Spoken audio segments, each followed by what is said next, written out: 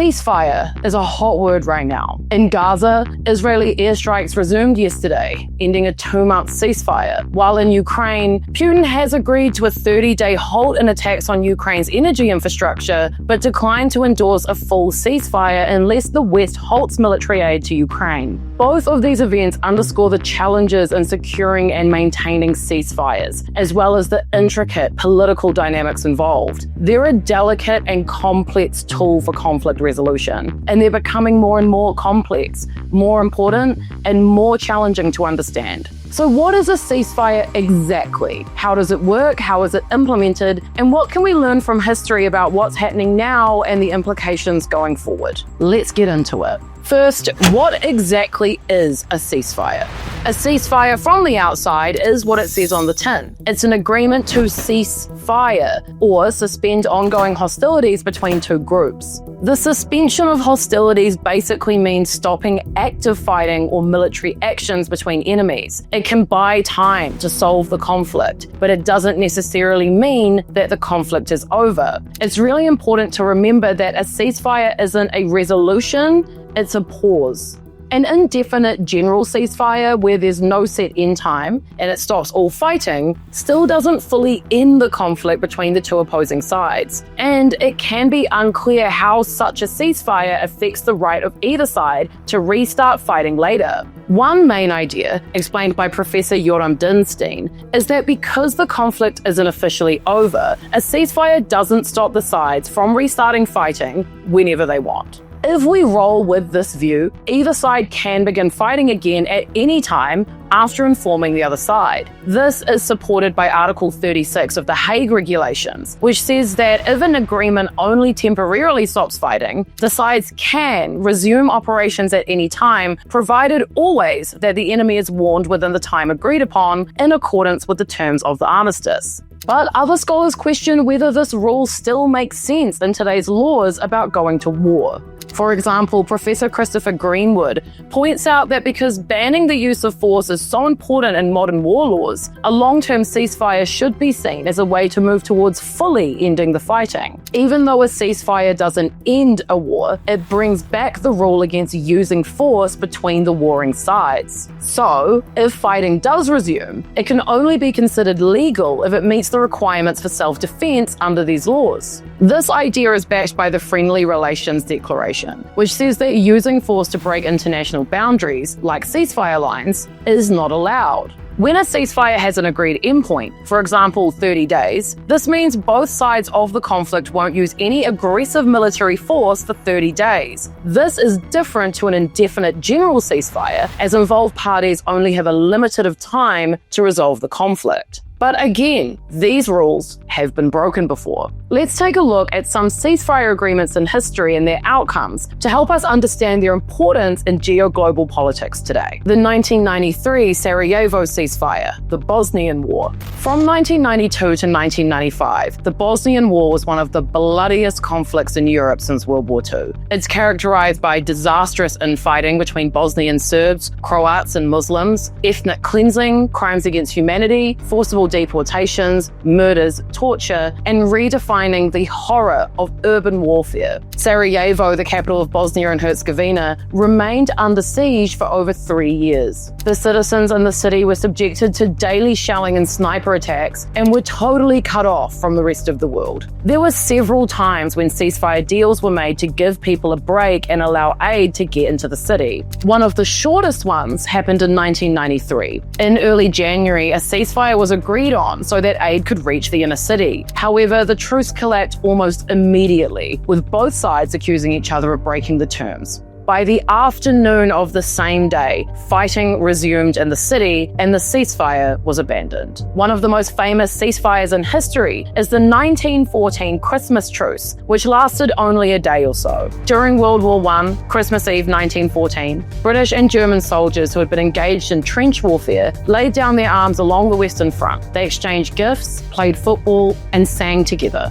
This temporary break in fighting happened on its own, and it wasn't official, but it showed how people long for peace, even during war. Unfortunately, the leaders of both sides didn't agree to it, and once the holiday was over, the fighting started again. The Christmas truce, even though it was short, is a strong reminder that kindness and humanity can still exist, even in the middle of a war. So these are some of the shortest ceasefires.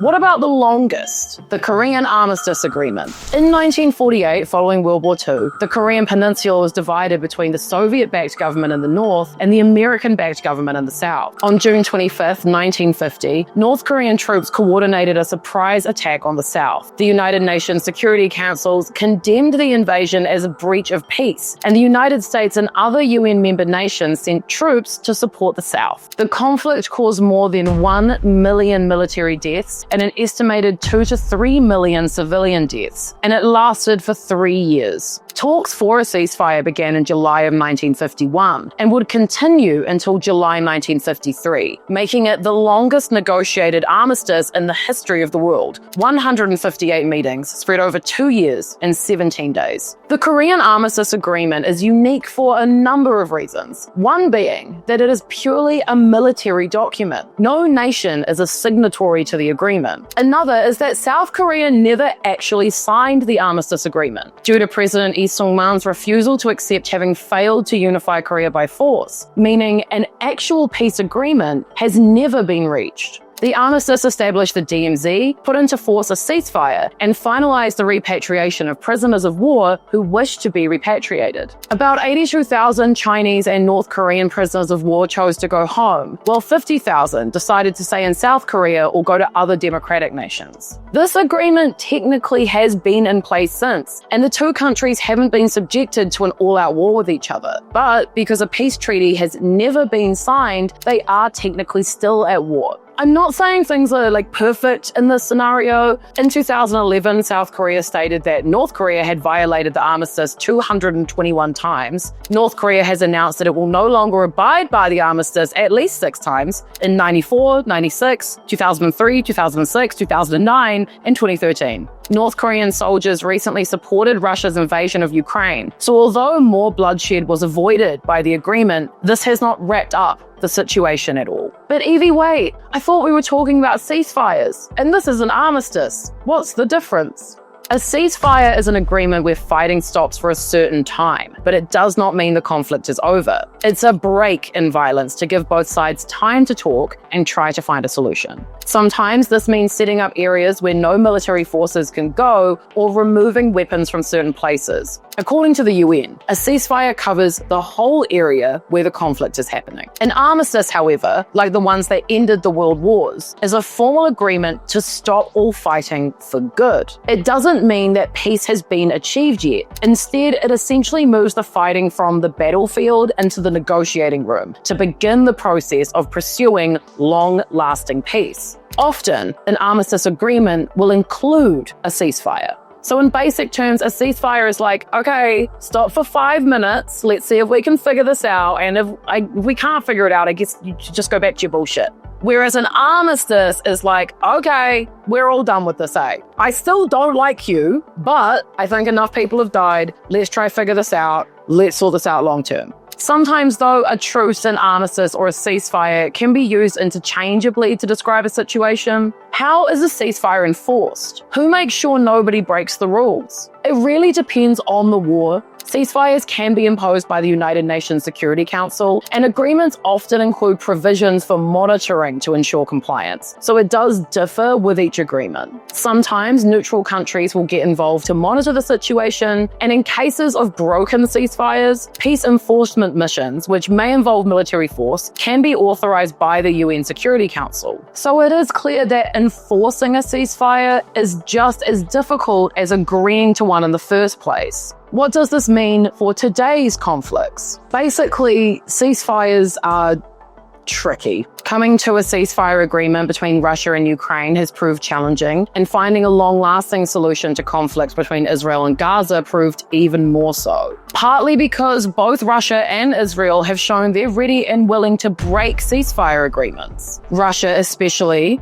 has done this consistently. In 2014, Russia violated the 1997 Russia-Ukrainian Treaty of Friendship when it launched war in eastern Ukraine. A ceasefire was sorted after the signing of Minsk Protocol, also known as Minsk I, and began on September 5, 2014. But just 1 day later, Ukraine's National Security and Defense Council announced that Russian troops had fired at Ukrainian positions at least 10 times after the ceasefire was declared. Eventually, Minsk II was signed, and Russia broke that agreement again in 2015 and repeatedly broke the ceasefire from 2016 to 2022. In 2020, one ceasefire only lasted 30 minutes before Russian forces attacked a Ukrainian military unit. Just yesterday, Russian President Vladimir Putin announced that he has agreed to halt attacks on energy infrastructure targets in Ukraine for 30 days, but declined a full-scale ceasefire. When it comes to Israel, yesterday, they shattered the fragile 2-month ceasefire with Hamas, launching a massive assault on Gaza, killing at least 400 people and injuring over 500. Both Israel and the United States blamed the situation on Hamas's refusal to release more hostages before negotiations on ending the war proceed, which was not part of the ceasefire agreement. Israel also accused Hamas of preparing for new attacks, but at the time of writing has not provided any evidence. All of this is to say, ceasefires are complex and fragile tools in the pursuit of peace. While they provide temporary relief and a break from active fighting, they don't guarantee long-term resolutions. Sometimes, they don't even guarantee half an hour of peace.